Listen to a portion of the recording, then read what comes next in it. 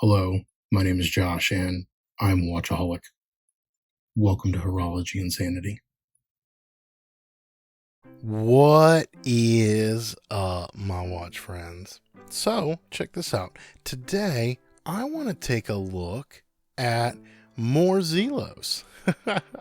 So, this is my part 3 of my State of the Collection Zelos edition. So yes, this is just my State of the Collection of my Zelos watches. And not only that, this third one is just Swordfish. Believe it or not, yes, my hobby is so insane and I'm such a Zelos addict that I can do an entire video just of Zelos Swordfish. and yeah.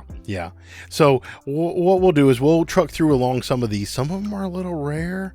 Oh, speaking of rare, I'm wearing the custom one of one. Only one of these exists. There's only one other that's even close to this, and my buddy Dane has that. But yeah, custom ZX titanium with the Valjoux 7750 automatic chronograph. This thing is amazing and brilliant blue.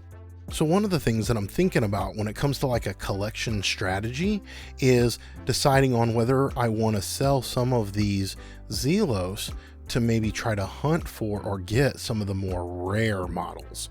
So my custom ZX is one example of that. You're going to see some examples of that later on in this video when it comes to the Swordfish.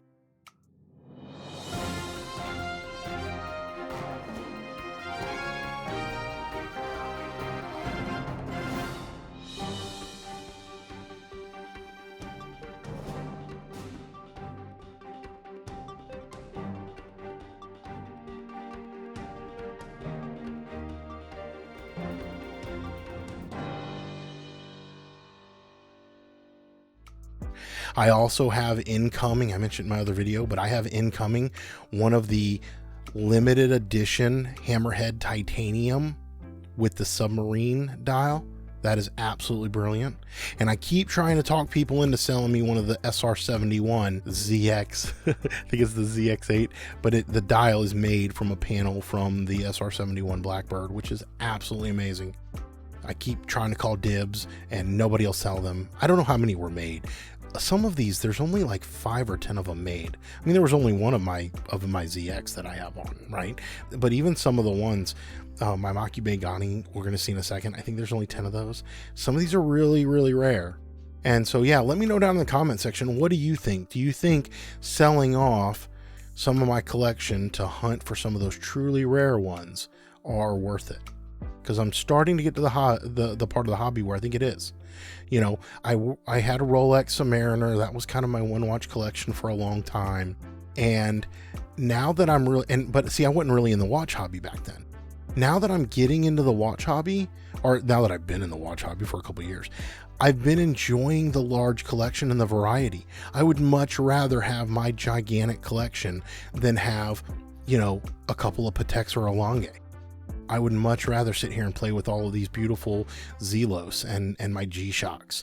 And so I've been enjoying that. But as the things pendulum swing and ebb and flow, you know, there's different seasons for different things. I'm getting to a season where I think I want to narrow it down a little bit. It would still be a large collection by most people's standpoint, but it wouldn't be 400 or so like I'm at now. But I'll probably always have 50, 100 watches in my collection. I mean, I'll probably have 50 or 100 G-Shocks, if we're honest. But aside from G-Shocks, because G-Shocks don't count, let me know what you think about that as a collection strategy. But anyway, back to this Zelos video. State of the collection, these are my Swordfish, and I wanted to show some of the ones that started it out for me. So these two, actually, let's see, I think probably this one here. This is one of the original Swordfish, like version 1, release 1. This is the Aquamarine dial, and it is one of the first ones that captivated me. When it came to bright colored watches, this one right here is what captivated me. And I love the Papa yellow. I paired it with this yellow leather strap to really get that to play all the more.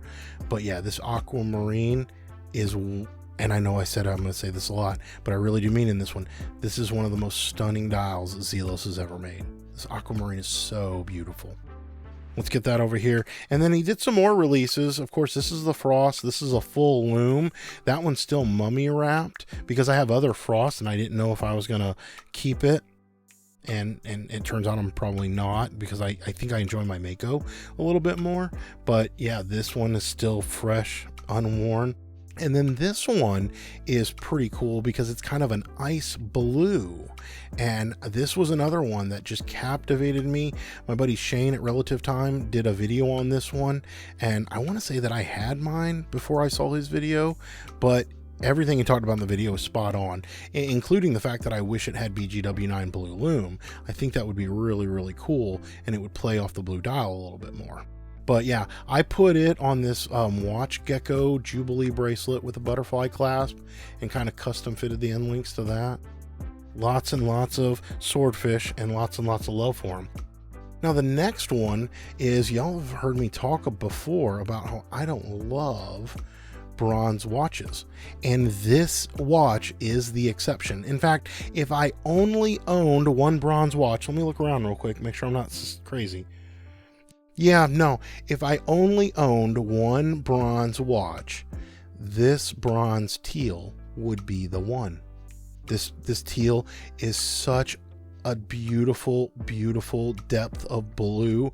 It's a dark teal compared to, here, let's just hold it up. I'm going to do a whole nother video comparing teal watches, but you can even see here that I've got the stainless steel Swordfish 40 in teal, and it's a different color teal. The Swordfish 40 is a little bit lighter, but for whatever reason, this bronze teal and the depth, the fume pattern that it has, it really does look like the ocean. When I wear this, I feel like I'm going deep sea diving with Jacques Cousteau. Like, that's what I feel like. And that's really cool, especially because I don't even like bronze watches. So this one is definitely a keeper in my collection, and it's a favorite. It's probably my favorite teal of all the teal that Zelos has. That right there for me is the one. Now, I'm going to switch gears a little bit, and I've been doing the 42 millimeter swordfish right here.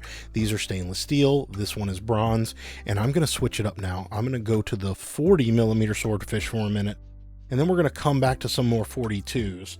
But I just held it up. This is the teal 40 millimeter swordfish. So this is from the first version or first release of the 40 mil swordfish that Elshin released.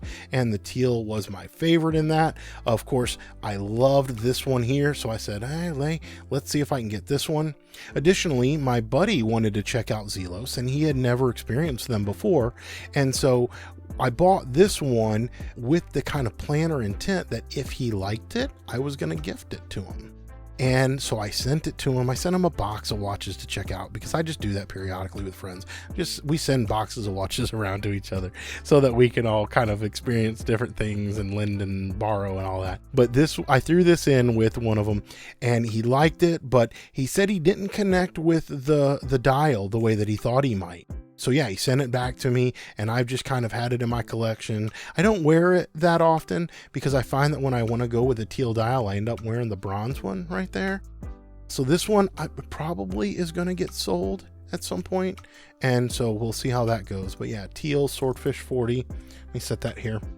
Now let me step up a little bit to the newer release of Swordfish, and this is another reason why I'm probably going to sell the teal.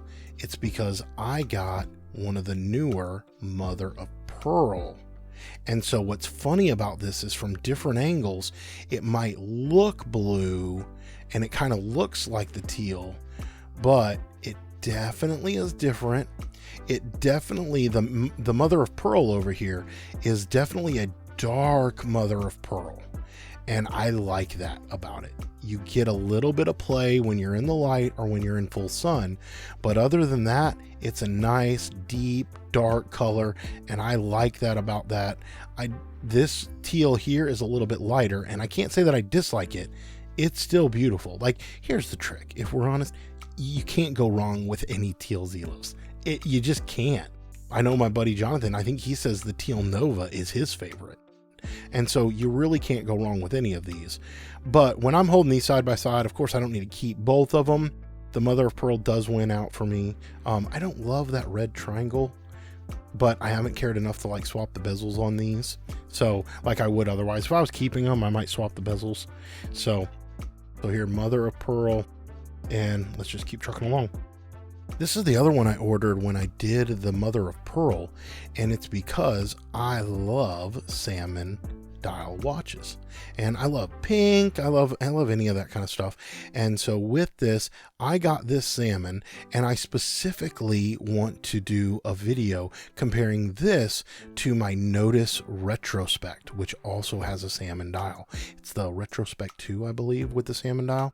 And so I'm curious to check that out. This Zelos, you can tell it has a much darker overall aesthetic. Now, it does have a sunburst pattern, and you'll notice when the sunburst hits it, it really shines.